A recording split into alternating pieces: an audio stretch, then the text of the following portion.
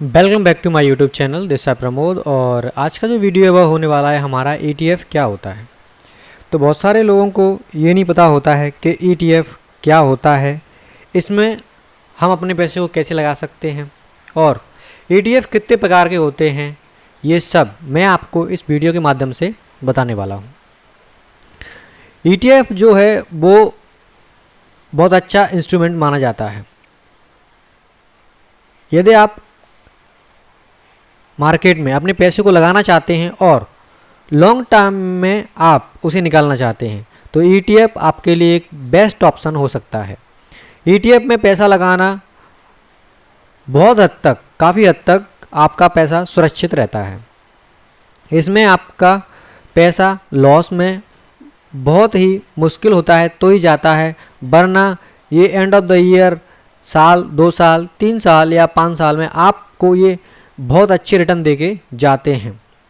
यदि आप इसमें अपने पैसे को लगाते हैं तो आपका पैसा 90% सिक्योर रहता है, ये मान के चलिए आप, क्योंकि इसमें ये जो ETF होते हैं ये इतने अच्छे होते हैं कि ये गिरते नहीं हैं और ये धीरे धीरे करके ऊपर जाते हैं। इनमें आप जो पैसा लगाते हैं वो एक तरह से सुरक्षित रहता है।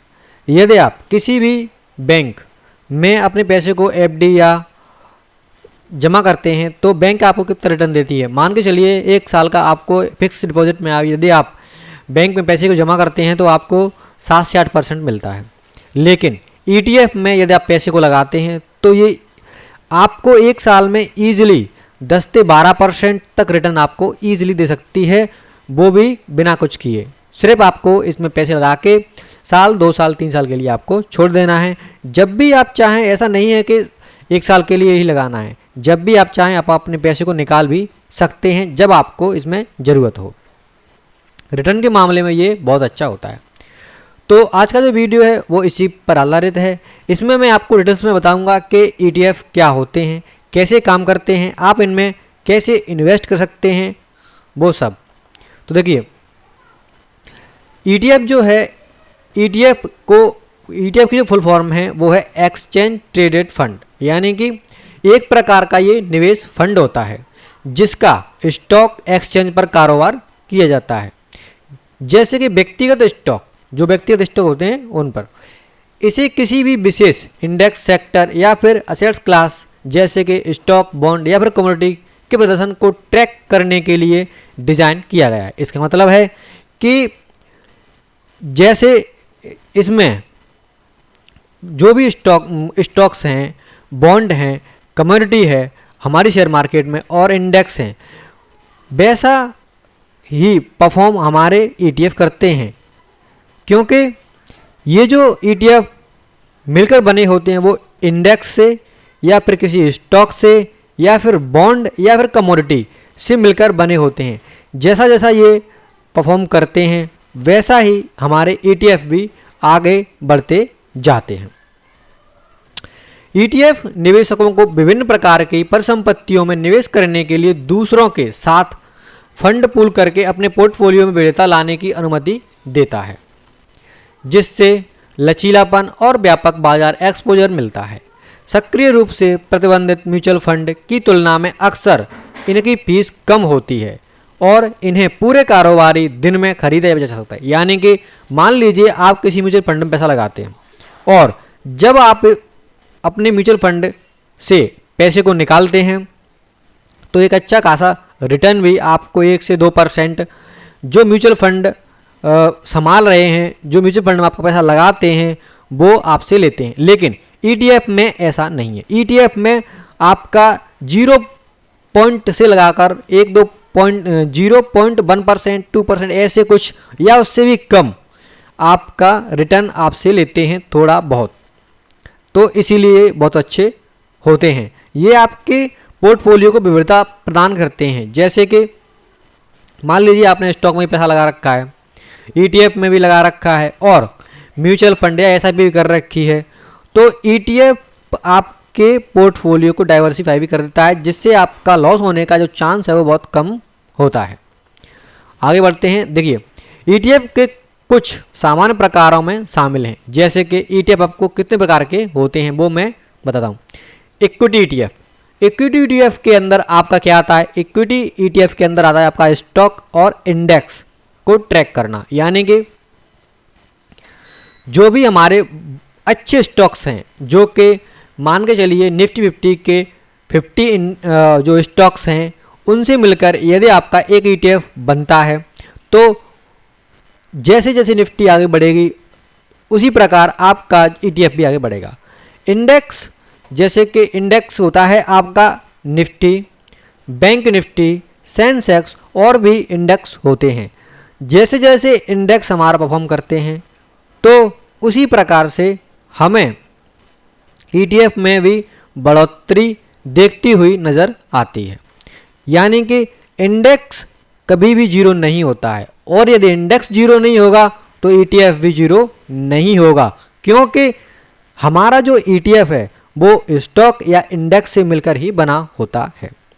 तो ये हो गया इक्विटी ETF। अब होता है क्या? Fix income ETF। Fix income ETF के अंदर आपका क्या आता है? तो फिक्स इनकम ETF के अंदर आपका बॉन्ड या डेब्ट सिक्योरिटी को ट्रैक करना होता है। जैसे मान लीजिए आपने फिक्स इनकम ETF में अपने पैसे को लगाया, तो फिक्स इनकम ETF एक तरह से आपका उधार पर दिया गया पैसा होता है, जिससे आपको साल में, महीने में कुछ रिटर्न आपको फिक्स मिलता रहता है। इसमें मान लीजिए कि आपने एक महीने के लिए चुन रखा है कि मुझे एक महीने में रिटर्न मिलता रहे, जो भी मिल रहा है मुझे फिक्स इनकम से, तो वो आपको हर महीने कुछ ना कुछ पैसे आपको देता रहेगा। तो ये होता है हमारा फिक्स इनकम ETF। उसके बाद है तीसरा नंबर पे जो दिया है वो है हमारा कमोडिटी ETF। अब कमोडिटी ETF क्या होता है? देखिए, कमोडिटी ETF के अंदर जो आता है वो है हमारा सोना, तेल या अन्य कमोडिटी को ट्रैक करना। यानी कि मान लीजिए कि आपने किसी कमोडिटी ETF में अपने पैसे को लगाया, तो आपका पैसा कहाँ लगेगा? आपका पैसा लगेगा सोने पर, चांदी पर या तेल वगैरह पर। आपका पैसा अन्य कमोडिटी पर आपका पैसा लग जाएगा। तो जैसे जैसे मान लीजिए सोने का भाव बढ़ेगा तो आपके ETF में आपको रिटर्न दिखता हुआ नजर आएगा, या तेल का भाव बढ़ेगा तो आपके ETF में आपको रिटर्न दिखता हुआ नजर आएगा। तो जो भी सोना, तेल या अन्य कमोडिटी जो होते हैं वो आपके कमोडिटी ETF के अंदर आते हैं। तो इससे आपको समझ आएगा कमोडिटी ETF आपके क्या होते हैं, इससे आपको ये समझ आ गया होगा। नेक्स्ट जो इसमें होने वाला है वो है हमारा करेंसी ETF, यानी कि मुद्राओं को ट्रैक करना। देखिए, करेंसी ETF के अंदर क्या आता है हमारा? करेंसी ETF के अंदर आता है हमारा डॉलर हो गया हमारा, या और भी बहुत सारे मुद्राएं हो गई। तो जैसे जैसे मान लीजिए कि डॉलर परफॉर्म करेगा, यानी कि ऊपर बढ़ेगा, उसी प्रकार से आपको भी करेंसी ETF में बढ़ोतरी देखती हुई नज़र आएगी। तो यदि आप करेंसी ETF में अपने पैसे को लगाते हैं तो आपको एक बेहतर रिटर्न इसमें देखने के लिए मिल सकता है। मुद्रा जैसे जैसे परफॉर्म करेगी, करेंसी ETF के अंदर आपने ETF जो ले रखे हैं वो आपको बढ़ते हुए नज़र आएंगे। तो ये हमारे 4 प्रकार के हैं। एक और है हमारा, वो है सेक्टर ETF। सेक्टर ETF के अंतर्गत क्या होता है कि ये विशिष्ट उद्योगों या फिर क्षेत्रों को ट्रैक करता है।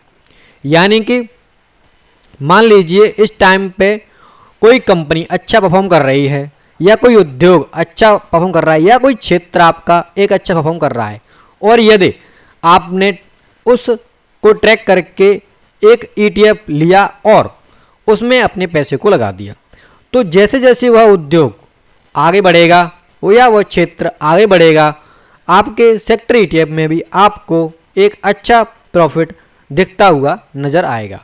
तो ये हैं हमारे 4-5 प्रकार के ETF। तो समझ गए होंगे कि किन किन प्रकार के ETF होते हैं। एक बार मैं और देखिए, पहला है वो इक्विटी ETF जो कि इंडेक्स और स्टॉक को ट्रैक करता है। दूसरा है हमारा fix income ETF। Fix income ETF में यदि आप पैसा लगा दें तो कुछ महीने या साल का जो भी आप सिलेक्ट करेंगे उसके हिसाब से आपको हर महीने या साल में पैसा मिलता रहेगा। उसके बाद आता है हमारा कमोडिटी ETF। कमोडिटी ETF में यदि आप पैसा लगाते हैं तो यहाँ पर आपको सोना, तेल या फिर अन्य किसी इंस्ट्रूमेंट में आपका पैसा लगता है, जिससे कि वह इंस्ट्रूमेंट यदि आपको बढ़ता हुआ दिखता है तो कमोडिटी ETF के अंदर भी आपको बढ़ोतरी दिखती हुई नज़र आती है। उसके बाद में है चौथा, वो है हमारा करेंसी ETF। करेंसी ETF के अंदर क्या आता है, मुद्राएं आती हैं। जितनी भी प्रकार की मुद्राएं हैं वो जैसे जैसे परफॉर्म करती हैं वही उसी प्रकार से आपको आपके करेंसी ETF में भी बढ़ोतरी दिखती हुई नजर आएगी। एंड पांचवा नंबर है हमारा सेक्टर ETF। सेक्टर ETF के अंदर आपको कुछ विशेष उद्योगों या क्षेत्रों में आपका जो पैसा है वो लगता है और जैसे जैसे वह उद्योग या क्षेत्र बढ़ता है उसी प्रकार से आपको भी आपके ETF में बढ़ोतरी नज़र आती है। इसके बाद में कुछ और भी इसमें है कि ETF कई लाभ प्रदान करते हैं, जिनमें शामिल है, अब क्या शामिल है देखिए, ट्रेडिंग में लचीलापन और आसानी यह आपको प्रदान करते हैं। Flexibility and easy of trading. मान लीजिए कि आपको ETF को खरीदना या बेचना है तो आपको जब ज़रूरत हो, जब भी आप चाहें उसको बाय या सेल कर सकते हैं। मान लीजिए कि आप आज आपने खरीद लिया और उसको डाल दिया महीने, 6 महीने या 2 साल के लिए, और जब आपको बीच जरूरत पड़े उसी वक्त आप एक क्लिक कीजिए, आपका ETF बिक जाएगा और उसके दूसरे दिन आपके पूरे पैसे आपके ट्रेडिंग अकाउंट के खाते में डाल दिए जाएंगे। तो इसको सेल करना भी आसान होता है। उसके बाद है हमारा दूसरा पॉइंट, विविधीकरण और व्यापक बाजार जोखिम, यानी कि diversification and broad market exposure. यानी कि इसका मतलब है ये आपके पोर्टफोलियो को डाइवर्सिफाई करता है, जिससे आपका जो लॉस होने के चांसेस है वो बहुत कम होते हैं। उसके बाद एक पॉइंट ये है मेरा पारदर्शिता और प्रकटीकरण। देखिए, ट्रांसपेरेंसी एंड डिस्क्लोजर, यानी कि आपने किसी टाइम पर खरीद लिया और यदि आपको किसी भी टाइम पैसों की ज़रूरत है तो आप उसको डिस्क्लोजर भी कर सकते हैं पहले ही या फिर जब आप चाहें तब।